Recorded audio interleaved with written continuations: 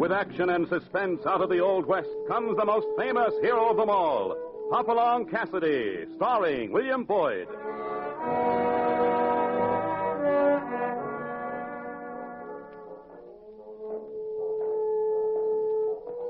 The ring of the silver spurs heralds the most amazing man ever to ride the prairies of the early West, Hopalong Cassidy, the same Hoppy you'd cheer in motion pictures, and the same California you've laughed at a million times.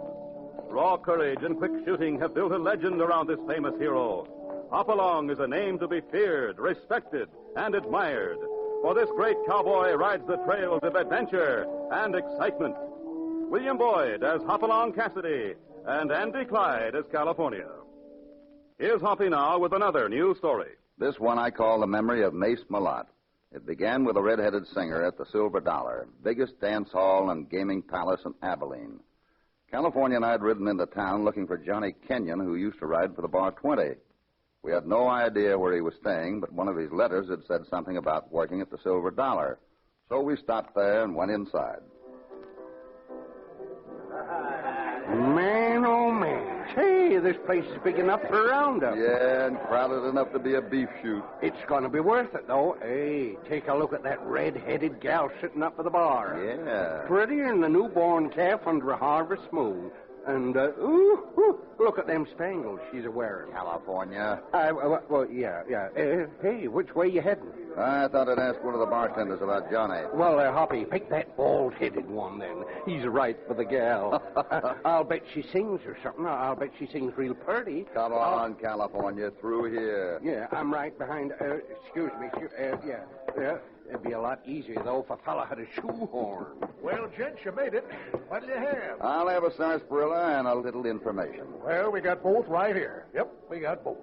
What do you want to know? I'm looking for a man named Kenyon, Johnny Kenyon. Know where I can find him? Well, there's your sarsaparilla. Johnny Kenyon, huh?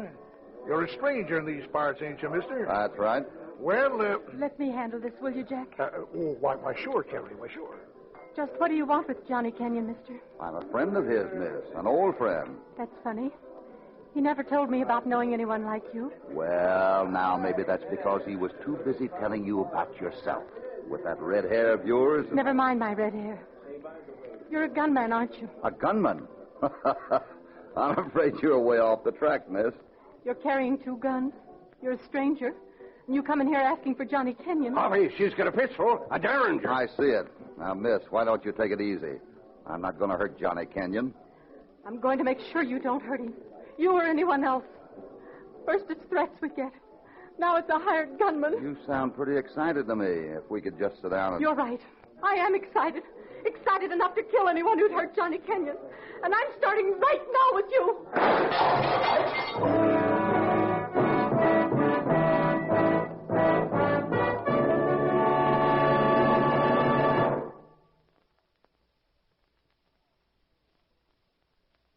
Now, back to Hopalong Cassidy and The Memory of Mace Melot.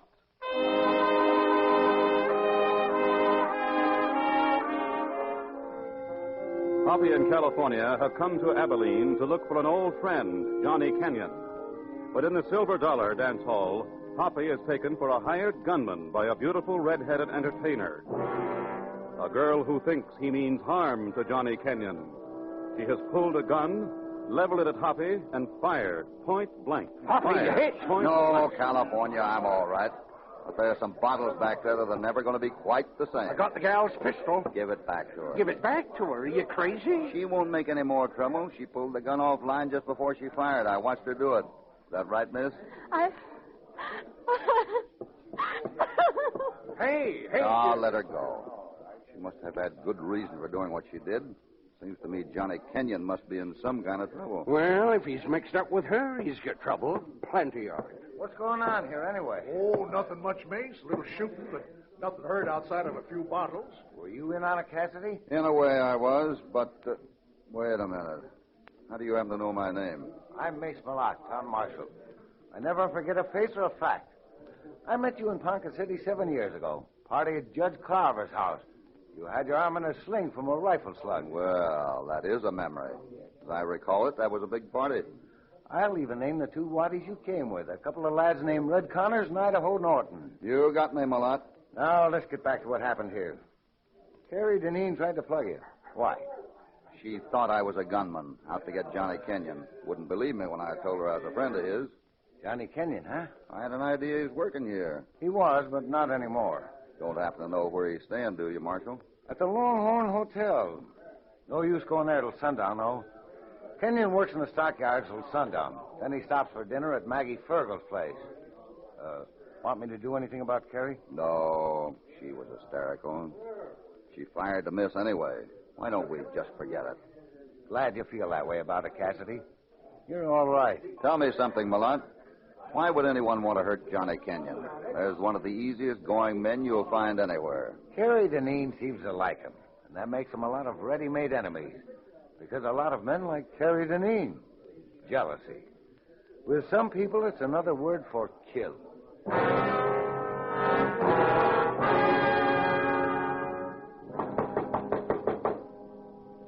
You sure this is the room? Well, the clerk downstairs said it was number 15, and that's what we got.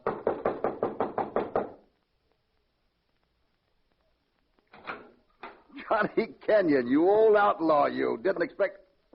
Johnny, what's the matter? What happened to you? Hoppy, you better come in. Catch him, Hoppy. I've got him. Get the door open a little more. His face. Looks like somebody hit it with a poker. Sees him down on the bed. You better go out and get a doctor. No. Don't get anyone. Just take it easy, Johnny. You need a doctor. No. By the window. You see. Window? What's he worrying about? Hoppy.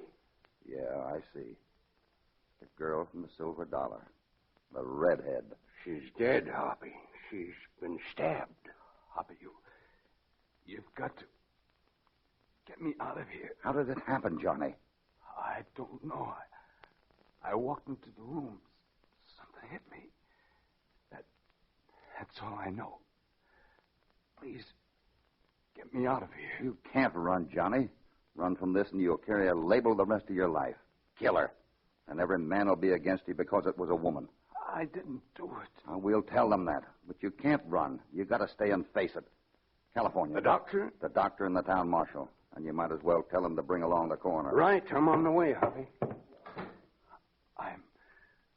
I'm glad you came, Hoppy. I'm awful glad you came. Did you know that girl was coming here tonight? Yeah.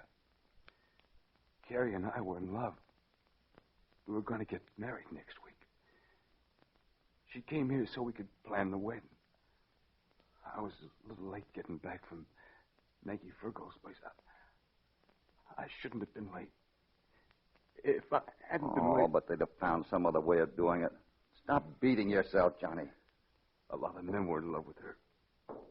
But I was the lucky one. The lucky one. What are you doing, Hoppy? That's her purse. It spilled open when she fell. There's a handkerchief, a sachet, a locket, 4, 8, 12, 13 silver dollars. Yeah. She always carried $13. Thought it was good luck. It wasn't good luck tonight. Well, we'll turn this over to the law.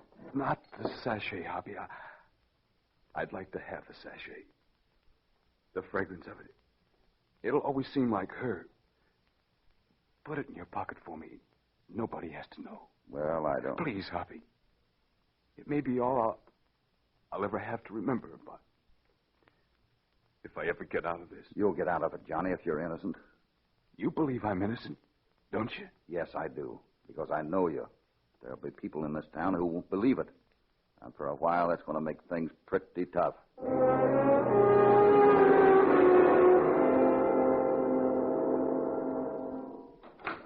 Here's the marshal, Hoppy. Couldn't find the doc, though, but we left word for him. Doesn't look as though a doctor's going to do this girl much good. Kenyon needs him. California tell you about this, Melot? Yes, he told me. I'm glad you didn't run, Kenyon. How did it happen? I'll tell you the same thing I told Hoppy. I walked into this room and someone hit me. That's all I know. Why was the girl here? We were going to be married next week. She came here so we could talk things over.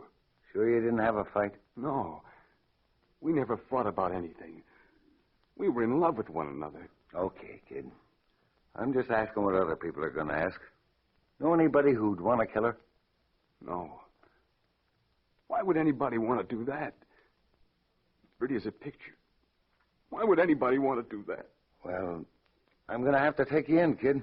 Johnny, you worked at the Silver Dollar, didn't you? Yeah. Yeah, I worked there. Who runs the place? A fellow by the name of Blue Tilford. Why? Oh, just a thought. Okay. But don't let your thoughts make you careless. Not when it comes to Blue Tilford. He's a winning man on the draw. And that goes for the game of poker or when he's using a gun.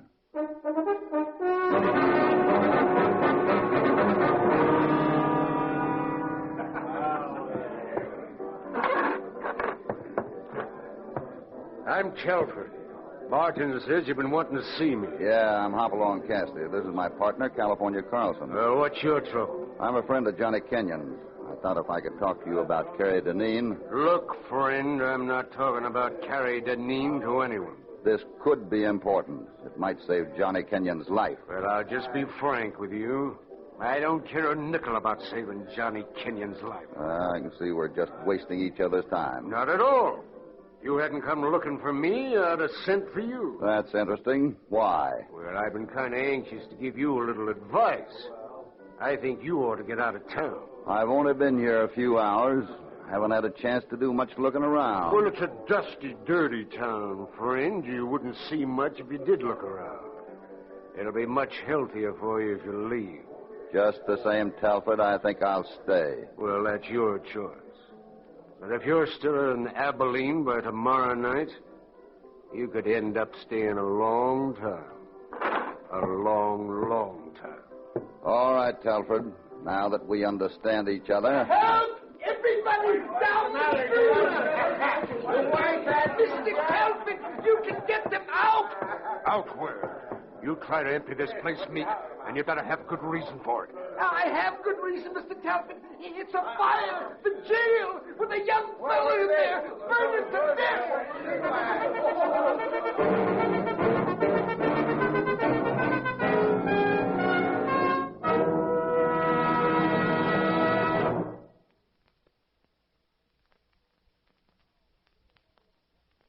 Now, back to Hopalong Cassidy and our story, The Memory of Mace Melot.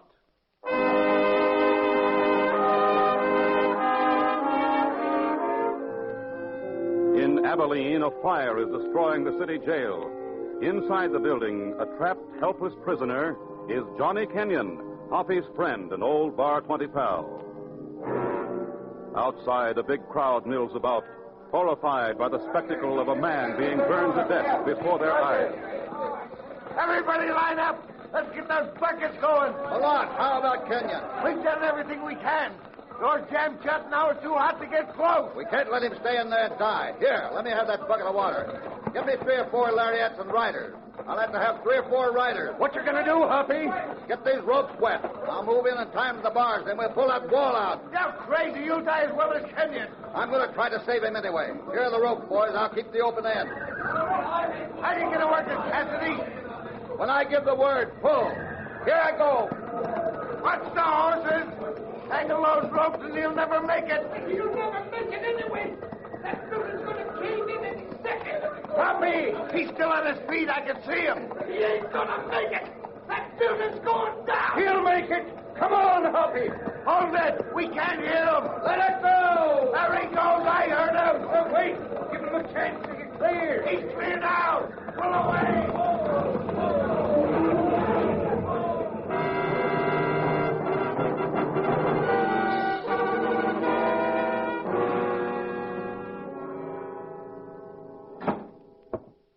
How is he, Melot?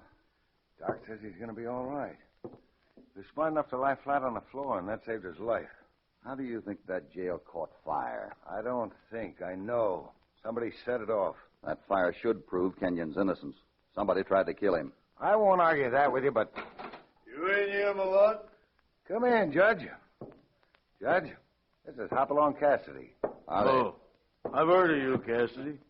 What? There's people saying that you're going to take Kenyon out of Abilene because you're worried about his health. He's my prisoner, and it's my duty to protect his welfare. I'm taking him over to Claiborne tomorrow. Not until after the inquest, you won't. Well, that's up to you, Pete, since you're both coroner and judge. Then he stays in town and we decide how that girl met her death. And if anybody's real worried about Kenyon's health, they better go out and find him a good lawyer, because he's going to need it.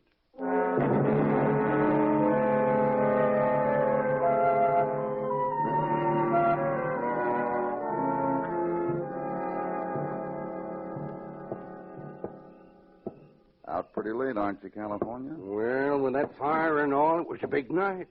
Might be bigger ones in the next day or so, though. Why do you say that? There's a lot of talk going around. Talk against Blue Telford.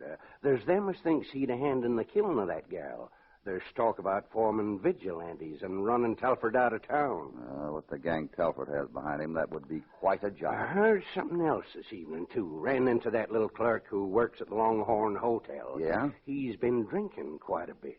Had a lot in his mind. Told me some of it. About Johnny Kenyon? Yeah, this little feller's name's Meek. Judd Meek.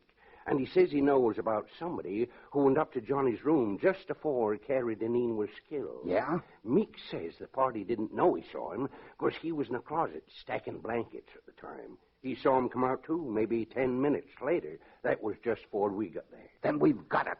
Yeah. This should clear Johnny Kenyon. Maybe, if Meek could name this party. But I couldn't get no more out of him. He's scared, yes, sir. It's on his conscience, but he's scared clear through to the matter. Where did you talk to him? Over at the Golden Nugget Saloon. He might still be there. Let's go.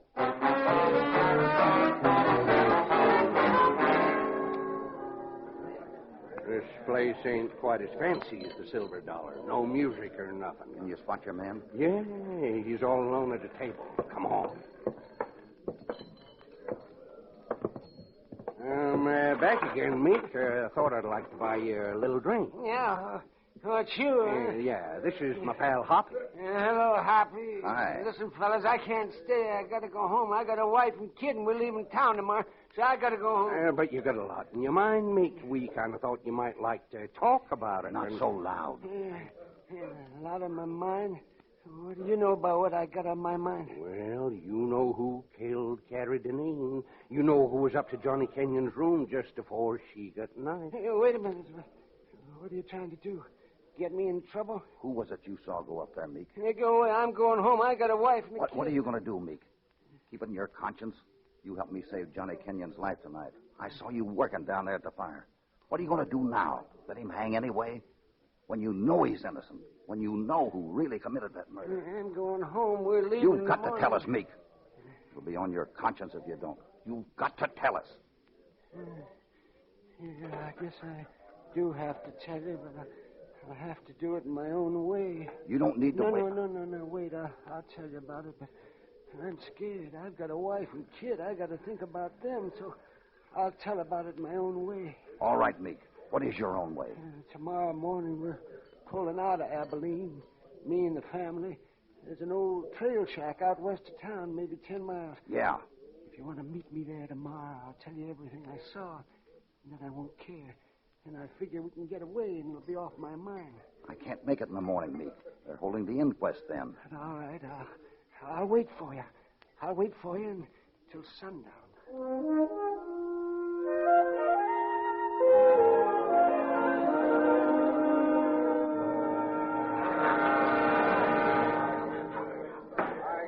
Let's have order here. This is an inquest, not a carnival. All right, now. Now we'll get back to the business at hand. I have here a list of effects belonging to the deceased. Do we have the items here, Marshal? No, Your Honor.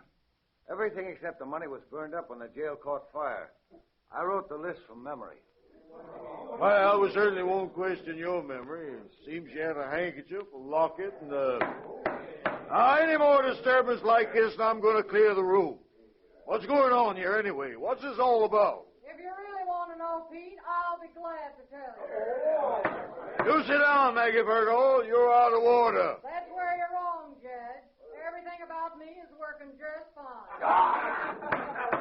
And since when have vigilantes been out of order? Vigilantes? What do you mean? We're formed and ready to act, that's what I mean. We want you and the marshal to act with us. But if you ain't willing, we're going to act anyway. And just what you expect to do that can't be done in court under due process of the law. This happens to be a court, don't it? Well, I don't see Blue Telford in here anywhere. Well, as far as we know, Blue Telford has nothing to do with this case. Pete, as far as we all know, he's got everything to do with it. With everything else that's rotten in this town. Maggie Fergal, you're a woman. You shouldn't have any interest in killing. I don't, so long as you fool men confine it to one another. But when you start killing women, that's when I get plumb interested. We want Telford at this hearing, Judge. If he don't feel that he wants to come, we feel we ought to go over to the Silver Dollar and get him.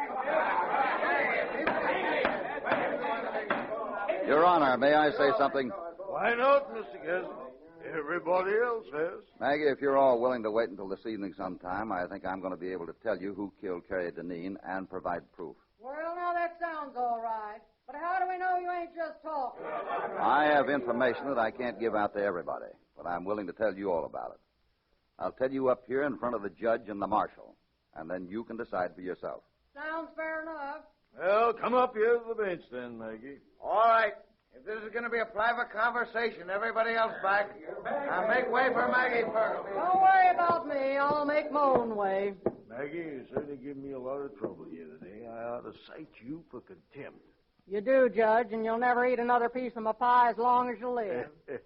All right, now, what's this information? That little clerk at the hotel, he saw a person go up to Johnny Kenyon's room just before the killing.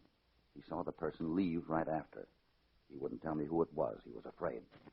But he's leaving Abilene, and he's going to tell me the name of that person this afternoon when I meet him at the trail shack out west of town. All right, Maggie. Does that satisfy you? Yeah, I'm satisfied. It's okay, everybody. We'll wait and act later. And now, if you don't mind, we'll continue this hearing. If I remember correctly, I was reading Marshal Melot's list of the dead girl's effects. Handkerchief, locket, silk sachet, and 13 silver dollars. Well, it appears that the handkerchief, the locket, and the sachet were destroyed in the jail fire. But, hey, hold on there, Cassidy. Where do you think you're going? Sorry, Your Honor, but I have to leave. I just found out that I put Judd Meek and his family in danger of their lives.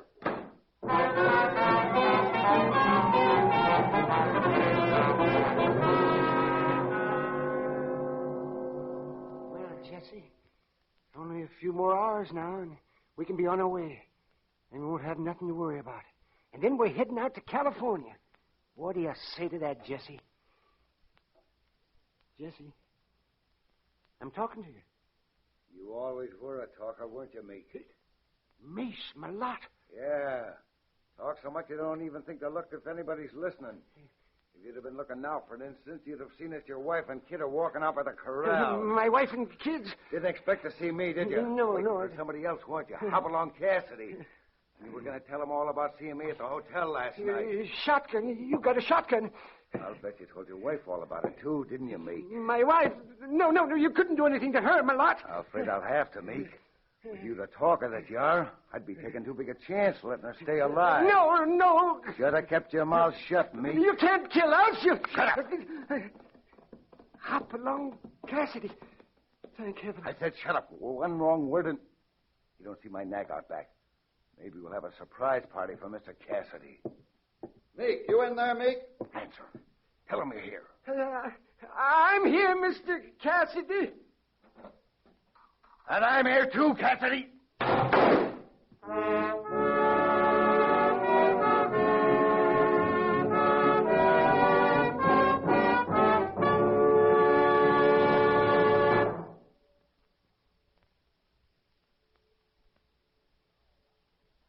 Now, back to Hopalong Cassidy. You ain't going to be using this hand for a couple of days, Hoppy. Lucky you only caught the edge of that scattergun blast, or you wouldn't have no arm. You ought have waited for me to get here anyway. Might have been too late, California. It would have been too late. Melot was going to kill my wife as well as me. Maybe my kid. Yeah, I can believe that. After all, he killed Carrie Deneen just because he was jealous of her. How's the shoulder, Melot? I'll be all right.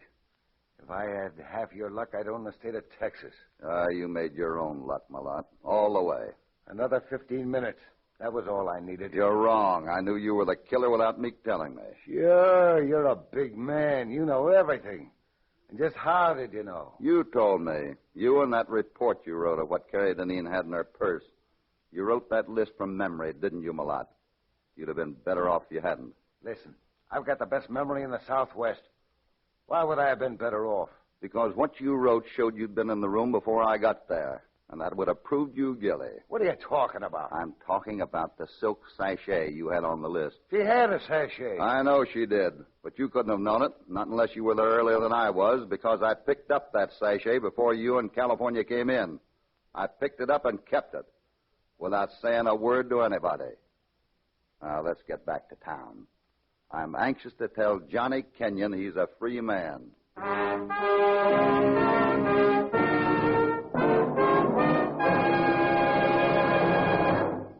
It's a funny thing, but justice always seems to triumph over crime, even when the only clue, as Hoppy found in this story, was merely a bag of powdered scent and a memory that was a trifle too keen. In our next adventure, Hoppy and California come face to face with death, but this time not at the point of a gun. It's a tale of greed and mystery, and the fall guy takes the form of a Spider Woman.